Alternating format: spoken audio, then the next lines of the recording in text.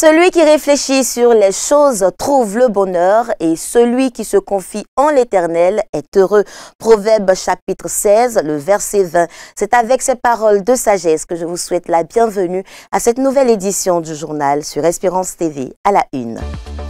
Les passations de charges continuent au niveau des instances de l'Église méthodiste de Côte d'Ivoire. Ce mardi 17 juin 2025, c'était au tour de l'ancien et du nouveau secrétaire général de la conférence de l'Église méthodiste, ainsi que les présidents du Conseil des ministères, de sacrifier à la tradition, et ce, en présence des nouveaux responsables pasteurs et laïcs de l'Église. On en parle dans quelques instants. Le monde entier a célébré le dimanche 15 juin la fête des pères. Ici en Côte d'Ivoire, dans l'église méthodiste, les communautés ont également célébré ce grand moment couplé à la journée de l'homme méthodiste. Et puis, examen à grand tirage, les résultats du BEPC session 2024-2025 sont connus. Cette année, ils sont plus de 312 000 candidats admis, soit un taux de réussite de 51,41%, contrairement à 40,18% en 2024. Mesdames et messieurs, shalom chez vous et merci de nous rejoindre dans ce journal. L'Église méthodiste de Côte d'Ivoire est en mouvement après l'élection de ses premiers responsables qui ont été investis et installés dans leurs charges. Le processus de renouvellement des instances se poursuit. Ce mardi, à l'occasion de la cérémonie de passation de charges, le très révérend pasteur Isaac Boudjé a remis tous les dossiers de l'Église à son successeur, le très révérend pasteur Michel Lobo. Il en était de même entre le très révérend docteur Eugène Assalé et le révérend pasteur Roland Nguessan au poste de la présidence du Conseil des ministères de l'Église méthodiste de Côte d'Ivoire. Les images. Des échanges de parafleurs et de classeurs, une poignée de main comme pour symboliser la passation de charge entre son Excellence le très révérend Isaac Boudjé, anciennement secrétaire de la conférence de l'Église méthodiste de Côte d'Ivoire, et le nouveau entrant à ce poste en la personne du très révérend pasteur Michel Lobo. Cette cérémonie solennelle entre les deux serviteurs de Dieu a été présidée par l'inspecteur général de l'Église méthodiste de Côte d'Ivoire, le très révérend pasteur Fulgence Kofi, encadré de la présidente nationale du Conseil des laïcs, maître Simone Ako, et de son adjoint. Une cérémonie au cours de laquelle le président de séance a loué les mérites du très révérend pasteur Isaac Boudjé, dont il a fait montre durant toutes ces années auprès du bishop émérite Dr Benjamin Boni. Le très révérend pasteur Isaac Boudjé, quant à lui, n'a pas manqué de remercier tous les collaborateurs de la conférence pour la confiance à lui accorder, non sans prodiguer des mots de bénédiction à son successeur. Nous voulons dire aux collègues que le Seigneur est avec lui, afin qu'il œuvre pour sa gloire et pour le bien de toute l'Église méthodiste de Côte d'Ivoire. Sa grâce l'accompagne, sa paix demeure avec lui, sa force également, et son esprit. Le nouveau secrétaire général de l'Église méthodiste de Côte d'Ivoire, à son tour, a tenu à signifier toute sa gratitude au premier responsable de l'Église méthodiste de Côte d'Ivoire, le bishop Séraphin Moudé. Toutefois, il a indiqué de façon imagée que la communication avec son aîné ne sera pas rompue. Salut en termes de reconnaissance, le bishop Benjamin Boni, et à sa suite les secrétaires sortants de l'Église qui nous ont fait confiance et qui m'ont appelé à leur côté pour travailler en tant qu'assistant du secrétaire. Et aujourd'hui, Dieu me fait la grâce d'occuper ce poste de secrétaire de l'Église. Et pour moi, je leur dois beaucoup de choses. Dieu est passé par eux pour me former et pour me mettre à ce poste. Et c'est pourquoi je suis à ce poste aujourd'hui. Et j'exprime aussi ma reconnaissance au bishop Séraphin Anomondé qui a demandé que je sois à ses côtés pour ce travail-là. Dans la même journée, le même décor observé lors de la prise de fonction officielle du très révérend pasteur Roland Nguessan, président du Conseil des ministères, officiellement nommé depuis le 18 mai 2025. Celui-ci remplace à ce poste le très révérend docteur Eugène Assalé, en fonction depuis 2012. Le bilan du travail effectué de l'ancienne équipe et la présentation des acquis ont été passés en revue succinctement. Ce acte donne ainsi le quitus au nouveau président du Conseil des ministères de l'Église méthodiste de Côte d'Ivoire d'assurer pleinement ses nouvelles fonctions. Nous disons vraiment merci à Dieu pour ces nouvelles tâches qu'il nous permet de faire dans son Église. Nous savons que ce ne sont pas des tâches aussi faciles puisque ces tâches concernent surtout le spirituel. Nous prions que Dieu nous y aide pour sa gloire. Un agenda bien rempli au siège de la conférence de l'Église méthodiste de Côte d'Ivoire ce mardi 17 juin 2025. Ce changement à la tête de l'Église méthodiste de Côte d'Ivoire, faut-il le souligner, a pour seul but de pérenniser la mission apostolique au sein de la nation ivoirienne, initiée depuis 1924. Que le Seigneur assiste ses serviteurs dans leurs responsabilités. Je vous l'annonçais en titre, le monde entier a célébré le week-end dernier la fête des pères. L'Église méthodiste de Côte d'Ivoire n'est pas restée en marge de cette célébration qui était également couplée à la journée de l'homme méthodiste. Le culte officiel a eu lieu au temple Trinité de Yopougon-Kouté en présence d'une forte représentation de l'organisation des hommes méthodistes. Emmanuel Abalé et Félix Okpo y étaient sur le reportage.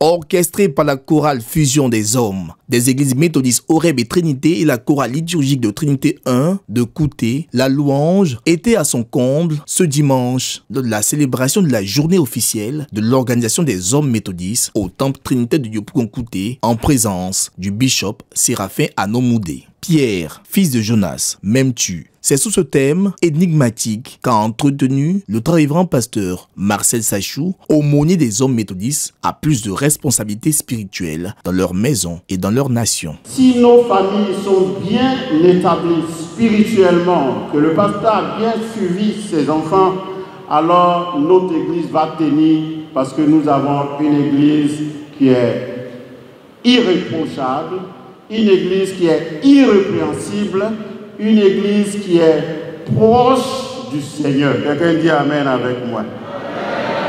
La partie festive a fait la part belle aux distinctions des délégations de l'OHMC pour leur implication pour le rayonnement de cette organisation. Également, des récompenses ont été attribuées aux vainqueurs du tournoi de football doté du trophée Bishop Séraphin Anomoudé, qui est sans surprise l'église de Trinité de Kouté. Au titre des interventions, le président national adjoint du Conseil des laïcs, M. Jean-Louis Louédon, a invité les hommes méthodistes à être plus actifs dans ce mouvement dès le plus jeune âge. Mettons-nous au travail, jeunes, vieux, enfants, femmes.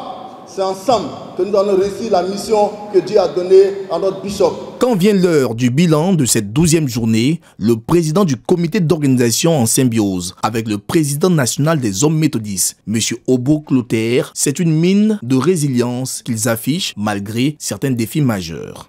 Vraiment une bonne ambiance. Nous sommes très heureux de tout ce qui s'est passé jusqu'à maintenant. Cette année 2025, nous avons travaillé surtout à faire en sorte que tous les districts, que chacun à son niveau fasse le travail qu'il a à faire. Pour cette toute première activité des hommes à laquelle il assiste, depuis son investiture le 18 mai dernier à la tête de l'église méthodiste de Côte d'Ivoire, le bishop Séraphin Anomoudé a exhorté les hommes à mettre leurs dons, leurs talents et leurs finances au service de Dieu dans l'église méthodiste de Côte d'Ivoire. Si Dieu vous appelle à l'œuvre, il faut que nous soyons des hommes d'action. Des hommes d'action, des hommes de foi, des hommes engagés. Je pense qu'aujourd'hui, nous devons comprendre que la tâche est immense. La mission que Dieu nous confie est une mission difficile mais noble. Nous avons besoin de tous les hommes, jeunes, des hommes, toutes tendances confondues. L'église méthodiste Trinité de Yopougon-Kouté a saisi l'opportunité qui marquait également la fête des pères pour offrir un présent au couple bishopal. Rendez-vous est pris en 2026 pour la 13e édition dans le district de Boaké. Le défi sera relevé. Boaké n'a jamais échoué. Vous serez à Boaké et vous verrez que Boaké va relever le défi. À la veille de cette fête, l'organisation des hommes méthodistes était à l'initiative de différentes activités civiques, sociales et médicales au bénéfice de ses membres. Une action jugée utile qui a suscité un grand intérêt. On retrouve Emmanuel Abalé. Une salle d'attente pour les prises de constance, des services de kinésithérapie, des services d'ophtalmologie, de médecine générale et même de gynécologie. Ne vous y trompez pas, nous ne sommes pas dans un hôpital, mais plutôt à l'église méthodiste Trinité de Yopougon-Kouté. Ce dispositif sanitaire est mis en place à l'occasion de la 12e journée de l'homme méthodiste qui a débuté depuis le vendredi 13 juin 2025 et s'est poursuivi jusque dans l'après-midi du samedi 14 juin 2025. Le médecin m'a prescrit ce qu'il fallait. M'a donné des conseils pour que je puisse faire attention à ma santé. J'ai passé dans plusieurs domaines, mais c'est en ophtalmologie qu'ils m'ont prescrit des trucs. En tout cas, c'est gratuit et ça se passe bien. Et je leur dis merci pour ces consultations. On avait tous besoin de faire des consultations ophtalmologiques. On remercie les initiateurs parce que cela nous a permis de pouvoir faire ces consultations-là gratuitement. Aujourd'hui, je suis venue pour une consultation parce que j'avais mal à l'oreille. Ça s'est bien passé, j'ai aimé le personnel. Ils m'ont dit que je me sentais très bien, ils m'ont même fait une piqûre, ils m'ont donné l'ordonnance, ça s'est très bien passé. Je vous encourage à faire comme moi aussi. Cette action médicale est une aubaine offerte par les hommes depuis quelques années, et ceci en partenariat avec la couverture nationale de l'assurance maladie universelle. Voilà, c'est une très bonne chose que l'activité des hommes puisse associer le côté médical. Voilà, c'est quelque chose que nous faisons de façon volontaire. C'est une manière aussi pour nous d'évangéliser. Une série d'activités consacrées au sport, mais également une lucarne a été ouverte à un temps de sensibilisation à l'action missionnaire. 1197 villages et méthodistes est dans 31. On n'a même pas fait une petite goutte d'eau. Et c'est la même chose pour moi. C'est ça la réalité du terrain. Cette réalité du terrain nous demande en tant qu'hommes, nous demande en tant que femmes, qu'est-ce que nous devons faire pour que notre Église soit non seulement représentée, mais que nous ayons le plus grand nombre de personnes. Il y a un très grand besoin en matière d'implantation et de représentativité de l'Église sur l'ensemble du territoire, et surtout dans les districts missionnaires. Et nous croyons que les hommes méthodistes peuvent apporter leur pierre à l'édifice en accompagnant la construction des lieux de culte, en soutenant l'encadrement des différentes communautés par des apports qu'on peut donner à ceux qui sont sur le terrain. De telles activités sont à rééditer pour le plus grand bonheur des fidèles méthodistes et des citoyens qui abritent ces différentes journées. Dans le district Abidjan Sud, les communautés ont également célébré les valeureux hommes qui ne cessent, par leurs divers apports, de contribuer à la croissance de l'Église. Leurs efforts ont été récompensés par une remise de dons. La fête des pères, couplée à la journée de l'homme méthodiste, a été observée au temple Bethel du quartier éléphant de Gonzagueville. Pour la circonstance, ce sont les pères pionniers de la communauté âgés de plus de 60 ans qui ont été honorés pour leur contribution à l'évolution de l'Église. Nous sommes fiers, vraiment dans la joie. Et nos enfants nous honorent. Vraiment, ça me marque beaucoup. Et ça fait remonter davantage ma foi. Je vois le trajet que nous avons parcouru pour arriver à là. Et c'est Dieu qui nous a gardés. Moi, aujourd'hui, j'ai été honoré. Je suis un père comblé. C'est une grande première pour moi de recevoir ce don. Franchement, je suis vraiment très heureux de recevoir ce prix. Et je prie que ceux qui n'ont pas encore l'âge de la cinquantaine, Dieu les visite. Ça a été une surprise agréable pour moi. Je dis merci à Dieu pour ce qu'il fait pour nous, qui permettent que beaucoup de jeunes aussi atteignent notre âge et dépassent notre âge. Ce que je voulais leur souhaiter, c'est beaucoup de courage. Je voulais dire merci aussi de nous supporter, nous, leurs épouses, nos mauvais comportements, nos sauts d'humeur, et prier pour eux que Dieu leur donne vraiment cette sagesse-là de pouvoir conduire la famille qu'ils ont toujours conduit. À la faveur de ce culte, présidé par la révérende Louise Donatienne Kida, pasteur principal du circuit de Port-Bouil, 6 choristes ont été reçus et intégrés officiellement au sein de la chorale liturgique Bethel. Un diplôme leur a été remis pour attester de leur engagement à l'œuvre. Le message de ce jour faste s'est articulé autour du thème « Fils de Jonas, m'aimes-tu ?» inspiré de Jean 21, 15 à 19. Chaque père est un petit berger. Chaque père est un petit personne. Et le troupeau qu'il a, c'est sa femme, ce sont ses enfants. Mais combien sont les pères qui contrôlent? Dieu a besoin des hommes qui l'aiment et qui traduisent l'amour de façon concrète dans la vie de leur maison. Parce que c'est là-bas d'abord. Le travail de Dieu là, on fait d'abord à Jérusalem et puis on sort. Mais toi, Jérusalem là, il n'y a rien. Mais tu vas en Judée, tu vas à Samarie et tu vas aller jusqu'aux extrémités de la terre. Bethel du quartier Éléphant est en pleine construction et compte sur l'appui de tous pour l'achèvement de son temple en vue de sa dédicace, un vœu cher à toute l'Église.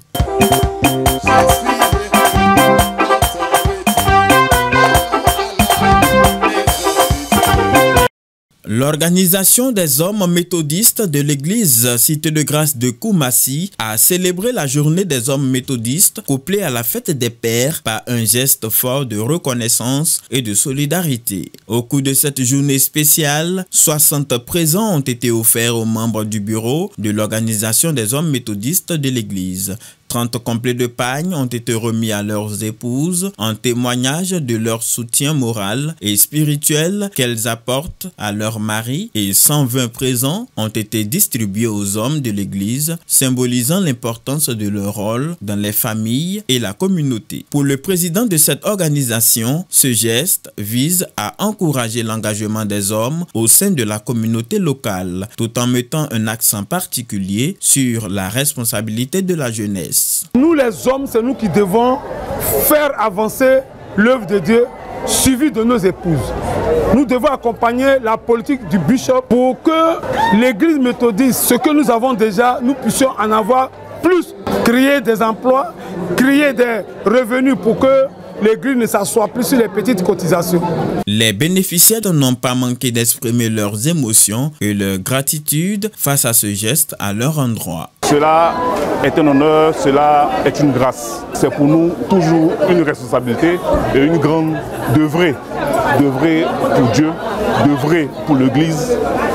Préparons-nous à suivre l'Éternel, qu'il nous soit en grâce, qu'il nous aide à le faire. Nous aimerions que ces genres d'initiatives soient perpétuées à chaque moment, à chaque fois, pour motiver les gens, pour motiver l'Église et que tous nous puissions donner notre force, nos âmes à pouvoir grandir et élever l'Église. Le conseil à l'endroit de la jeunesse également a été salutaire parce qu'il faut aussi permettre à cette jeunesse de les emboîter le pas, au papa, de s'impliquer véritablement dans la gestion de l'Église en s'inscrivant résolument donc dans tout ce qui peut être organisation de l'Église. La journée s'est achevée dans la convivialité avec un déjeuner offert par le bureau des hommes au père de l'Église. Cette célébration a une fois de plus montré l'esprit de solidarité qui anime la Cité de Grâce où foi et famille font bon ménage.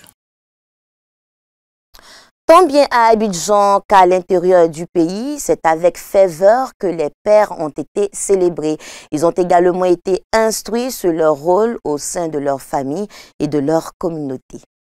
À la faveur du culte de clôture du 7e camp biblique des femmes du district de Bongwanou à Nzanfouenou, les pères, premiers responsables du district, ont été honorés à travers divers dons. Un culte présidé par le révérend pasteur Lambert Akpa, surintendant délégué du district de Bongwanou. Il était venu à ce camp biblique encourager les femmes pour leurs activités menées. Lorsque les femmes se mettent ensemble pour l'œuvre, surtout pour l'œuvre du Seigneur, ça marche toujours. Et c'est ce que nous sollicitons de la part de toutes les femmes de l'église méthodiste de Côte d'Ivoire et de manière particulière pour le district de Bongwanou. Nous voulons nous approprier ce camp pour répandre cela sur tout le district et que tous les circuits puissent les approprier pour qu'une programmation soit faite de sorte que selon les mois, nous puissions avoir ces activités-là jusqu'à boucler l'année ecclésiastique que nous courons.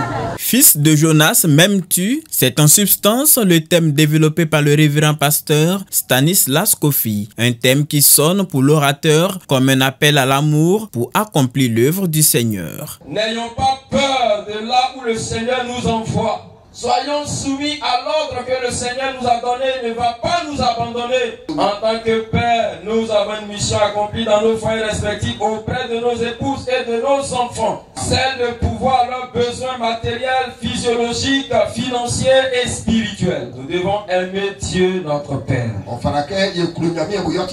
Nous devons aussi connaître notre mission sur cette terre. Parce qu'en réalité, nous sommes en mission ici-bas. La mission qui consiste à servir Dieu. Le camp biblique de prière Maranatha a été un moment d'honorer les pères dans la convivialité et la volonté de poursuivre l'œuvre d'évangélisation dans cette partie du pays. Que Dieu bénisse tous les vaillants pères et hommes méthodistes de Côte d'Ivoire.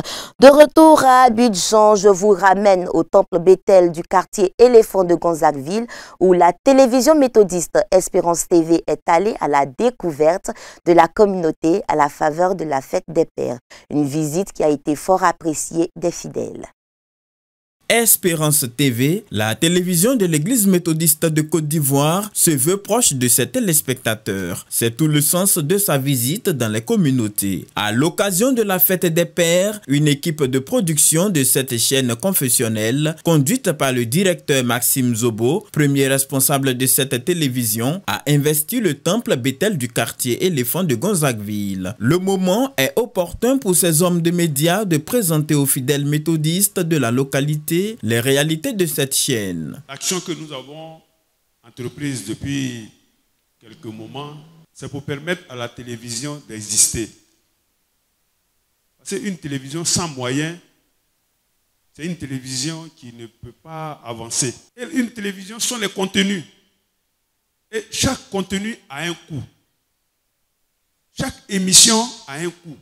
Nous sommes venus vous dire qu'une télévision a besoin de moyens pour exister. Je voulais vous informer avec la révérende, au niveau du bouquet canal, il y a un réaménagement total. Donc de toutes les chaînes qui nous ont écrit pour nous dire que à partir du 7 juillet,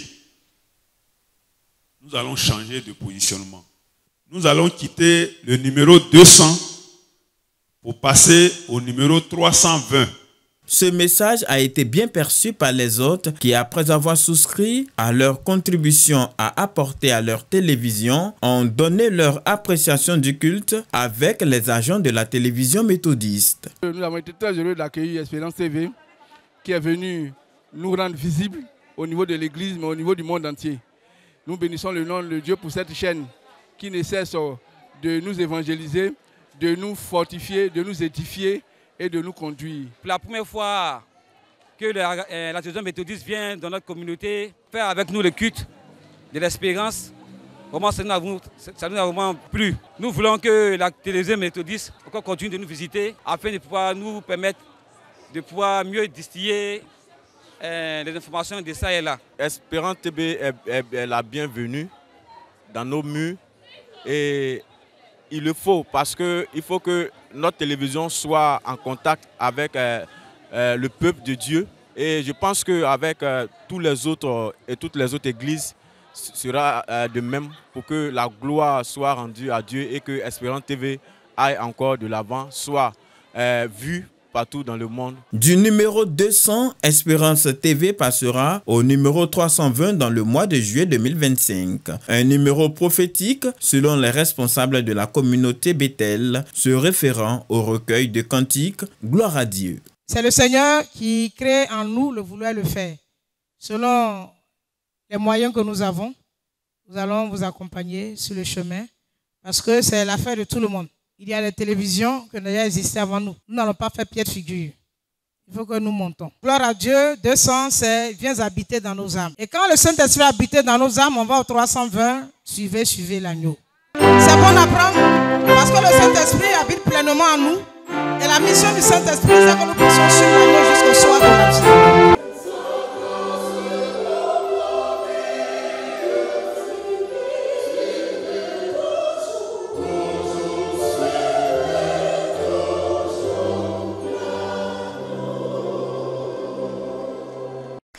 L'ONG Mère en Action pour la Convivialité, en abrégé MAC, a organisé une journée de prière en faveur de la nation ivoirienne.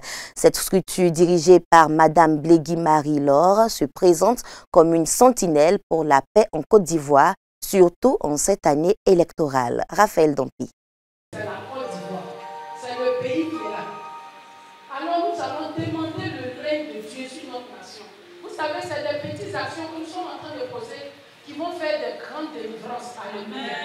À 4 mois des joutes électorales prévues en Côte d'Ivoire, les femmes regroupées au sein de l'organisation non gouvernementale Mères en Action pour la Convivialité veulent apporter leur contribution pour la paix et la liberté spirituelle de la Côte d'Ivoire. C'est l'objectif recherché en organisant ce temps de prière. Le cri d'une mère pour sa nation, c'est le thème principal de cette journée, porté par la pasteure évangélique Marie-Laure Blégui, femme de distinction, présidente de l'ONG. Elle a éveillé la conscience de ses sœurs sur les conflits armés qui ne profitent pas au bas peuple. Non, sans appeler à la responsabilité des chrétiens qui doivent vaquer à la prière. C'est nous qui versons le sang quand on les accouche. Si la terre a pu bouffer le sang que nous avons versé, les projets qui sont sortis de ce sang ne peuvent pas aussi mourir. Nous refusons que notre nation, la Côte d'Ivoire, puisse sombrer, parce que nous, ça ne nous arrange pas. Il faut que nous accélérons dans la prière pour qu'on puisse libérer l'atmosphère, les cœurs et tout ça, la psychose qui est dans les cœurs. Nous avons demandé le règne de Dieu. C'est lui qui fait asseoir sur le tabouret présidentiel. Et nous, tout ce que nous on désire, c'est la paix. Au pied du Maître Jésus-Christ, le drapeau ivoirien en main et les paroles de l'hymne national de la Côte d'Ivoire sur un feuillet, les femmes ont crié à Dieu en ce mois de Pentecôte afin que le règne de Dieu s'établisse dans les cœurs. Ma paix à moi, la paix de ma famille, même de la congrégation que je fréquente, dépend de la paix du pays dans lequel je me trouve. Et nous avons prié pour non seulement pour le fruit de nos entrailles, mais aussi pour notre héritage. Parce que nous n'avons pas un autre héritage que la Côte d'Ivoire. La Côte d'Ivoire a une grande destinée. Le Seigneur, chaque jour, parle sur la Côte d'Ivoire. C'est pour nous un devoir de soutenir cette nation dans la prière. Et nous voyons qu'il y a des menaces qui pèsent sur la stabilité de la Côte d'Ivoire. Cette rencontre en faveur de la Côte d'Ivoire est divine. De manière prophétique, les mains sur le ventre et les mamelles, signe pour appeler du plus profond de leurs entrailles la paix dans le pays au moment des élections. Des prières ont été évoquées pour les institutions de la République, les partis politiques et les personnes qui les incarnent. Rendez-vous dans 2 mois pour une autre rencontre de prière avec les femmes de Côte d'Ivoire. En éducation nationale, les résultats du BEPC session 2025 ont été rendus publics ce mardi 17 juin. Ils sont 312 041 candidats déclarés admis sur 606 922 répartis sur l'ensemble du territoire national, ce qui équivaut à 51,41% comme taux de réussite, contrairement à 40,18% en 2024, soit une hausse de 11,23%. 51,41%, c'est le taux national de réussite au BEPC 2025. Les chiffres sont tombés ce matin, dévoilés par la directrice des examens et concours. Un taux de réussite qui bat de 11,23 points celui de l'année dernière, qui affichait 40,18 points. La désagrégation, selon le genre, permet d'observer que sur 315 609 filles présentes, 160 967 sont admises, ce qui nous donne un taux de réussite de 51% concernant les filles. Tandis que chez les garçons, sur 291 313 garçons présents, 151 074 sont admis, soit un taux de réussite pour les garçons de 51,86%. Ces résultats probants du BEPC 2025, déjà amorcés à l'examen du CEPE de cette même session, sont le résultat de la vision de Madame la ministre de l'Éducation nationale et de l'alphabétisation, de sa quête de l'école de qualité et des réformes issues des États généraux de l'Éducation nationale de l'alphabétisation, EGENA. Il reflète aussi la prise de conscience des candidats et la remobilisation de l'ensemble des composantes de la communauté éducative autour des valeurs de travail et du mérite dans la transparence. Un tableau riche en émotions comme chaque année. Ces résultats du BEPC marquent une étape importante pour des milliers de jeunes Ivoiriens. Ils ouvrent la porte vers le second cycle à ces 312 041 admis. Félicitations aux admis et bon courage aux candidats malheureux. Pendant ce temps, les candidats au bac sont en pleine composition.